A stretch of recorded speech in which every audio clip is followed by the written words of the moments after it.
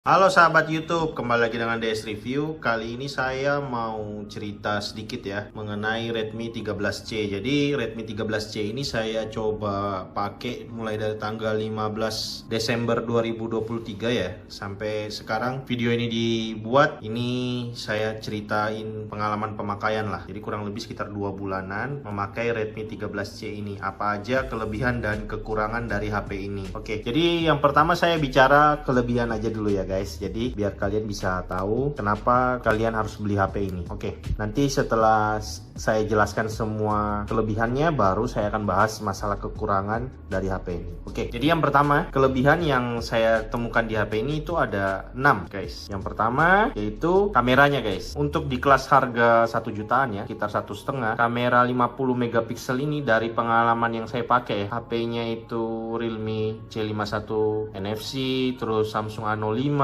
dan HP Phoenix Smart 8 ya. Ini di harga kelas 1 jutaan ini termasuk bagus.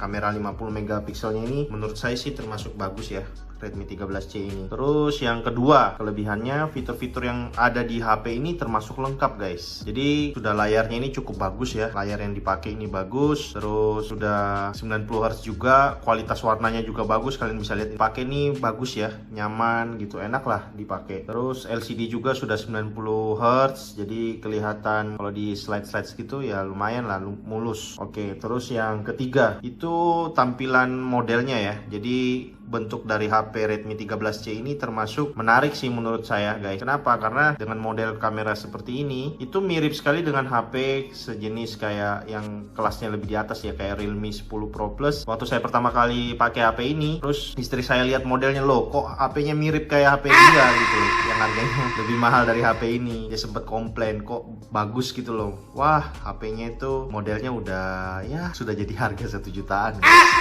Jadi menurut saya sih kelebihan yang ketiga, model dari HP ini ya, penampilan fisik ini cukup bagus guys. Terus yang keempat, masalah update OS guys. Jadi dari Xiaomi sendiri sudah menjanjikan untuk HP Xiaomi Redmi 13C ini dia akan dapat 2 kali update OS. Jadi nanti sampai Android 15 ya guys, dan 3 tahun update security patch. Jadi untuk di harga 1 jutaan ini termasuk yang recommended ya guys. Ada kejelasan masalah update software. Terus yang kelima kelebihan lagi dari HP Xiaomi ini guys, kalau kalian mau beli, dia termasuk salah satu HP yang mempunyai garansi terpanjang sampai 15 bulan. Sedangkan HP-HP yang lain yang murah-murah itu ya paling mentok-mentok 12 bulan. iPhone aja ya 12 bulan guys. Samsung ya 12 bulan, kecuali kalian beli lagi ekstra proteksi ya, tapi nambah lagi uang guys, seperti itu. Terus yang keenam yang saya rasakan lagi, HP Xiaomi Redmi 13C ini kalau kalian jual kembali itu cepat lakunya guys, banyak yang mau beli. Jadi kalian nggak usah susah-susah jualin. Jadi kayak saya barusan pasang, sehari saya pasang, besoknya udah sold aja guys. Jadi purna jual ini HP ini bagus lah. Kalian mau jual kembali juga nggak sulit, banyak yang mau. Tapi tergantung kondisi ya. Kalau kalian bisa jaga mulus, oke, buat garansi masih panjang, cepet banget lakunya. Sekarang sudah selesai untuk kelebihannya. Dan yang sekarang ini kekurangan yang saya sudah rasakan selama saya pakai HP ini guys. Jadi saya ada catat-catat kurang lebih sekitar 7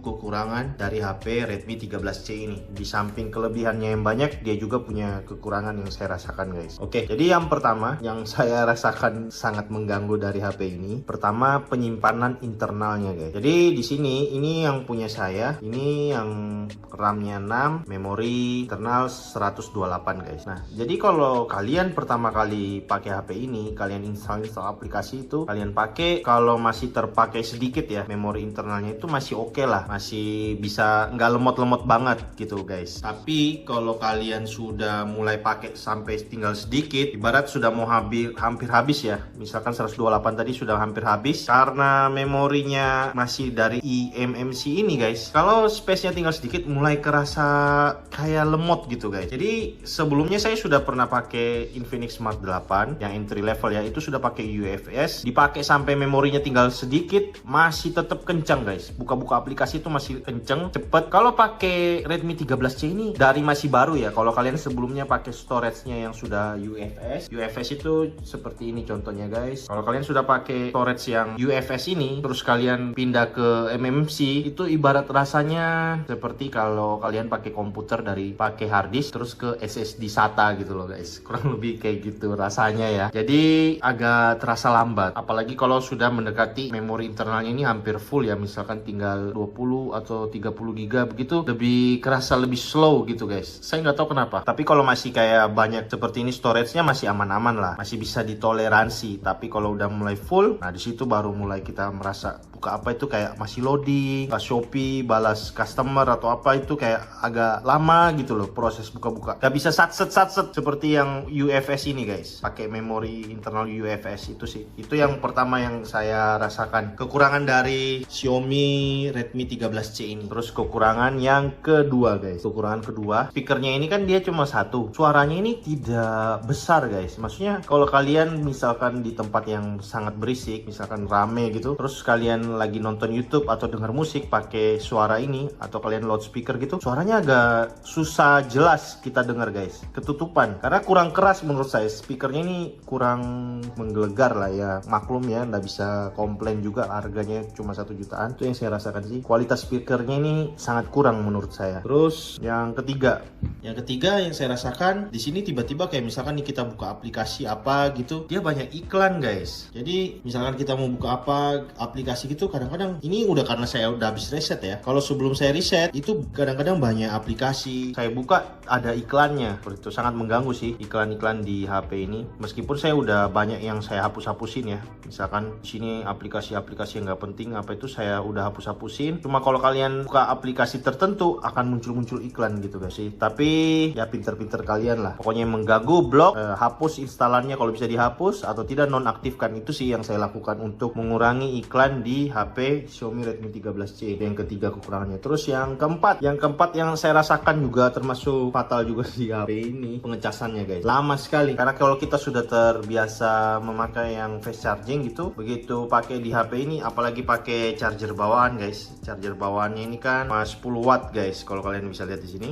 Ini cuma 10 watt doang. Aduh, di cas di sini lama banget kalau pakai charger bawaan. Jadi terpaksa kita harus upgrade lagi, keluar uang lagi untuk beli yang 18 watt atau 20 watt untuk ngecasan di HP ini biar lebih cepet lah, gak terlalu lama pakai batok yang ini. Jadi keluar duit lagi. Jadi dari budget misalkan ini yang harga 1,5, kalian mau cepet charger ya kalian beli lagi charger yang 18 watt atau 20 watt. Ya, jadi keluar cost lagi. Itu kekurangan yang keempat saya rasakan. Terus yang kelima, dia belum ada pelindungan screen guard atau tempered glass. Jadi kalian harus sangat hati-hati supaya layar kalian tidak lecet. Seperti saya ini, saya sangat jaga guys. Jadi sangat mulus karena sebelumnya saya udah pakai tempered glass juga. Cuma karena tempered glassnya udah kurang bagus ya, jadi akhirnya saya lepas. Ini masih mulus banget guys. Saran saya, kalian kalau punya HP Redmi 13C, secepatnya kalian pasang antara itu hydrogel atau tempered glass untuk melindungi layar kaca kalian supaya nggak baret mulus seperti yang punya saya ini guys. Itu karena kalau kalian tidak pakai, waduh, tidak ada perlindungan sama sekali, itu bisa berbahaya. Oke, terus yang keenam, yang kekurangan lagi, kalian harus beli case guys. Jadi dia nggak dapet case. Kalau HP brand-brand lain ya kayak Infinix itu dia kasih silicone case, dapat screen guard. Jadi setidaknya pengeluaran kita kurang guys. Kita bisa pakai apa aja yang ada. Nah, sedangkan di Redmi 13C ini tidak dapat silicone case sama sekali. Jadi mau nggak mau kita harus beli lagi. Jadi punya saya ini dari pertama kali saya beli langsung saya pasangkan silicone case seperti ini guys. Jadi untuk keamanan, saran dari saya, kalian harus belikan lagi tambahan silicone case agar HP kalian bisa tetap mulus seperti yang punya saya. Jadi kita keluar duit lagi buat beli silicone case yang harusnya tidak perlu dapat dari Xiaomi. Ayolah Xiaomi,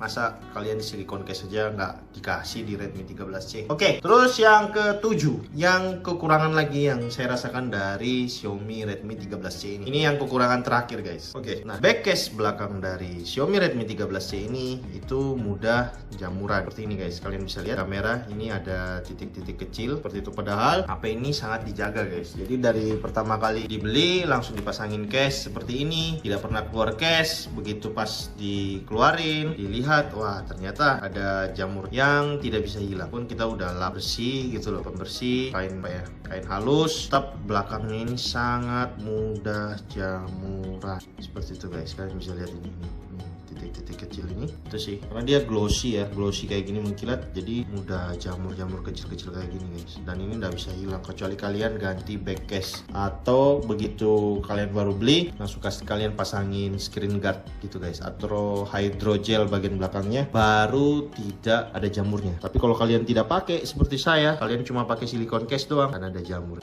Oke, jadi mungkin sekian dulu dari DS Review mengenai Redmi 13C ini, kekurangan dan kelebihan yang sudah saya rasakan selama memakai HP ini. Apabila kalian suka dengan video ini, silahkan like dan subscribe channel DS Review. Apabila ada pertanyaan, silahkan tulis di kolom komentar di bawah untuk kita diskusikan bersama. Terima kasih sudah menonton. God bless. Bye-bye.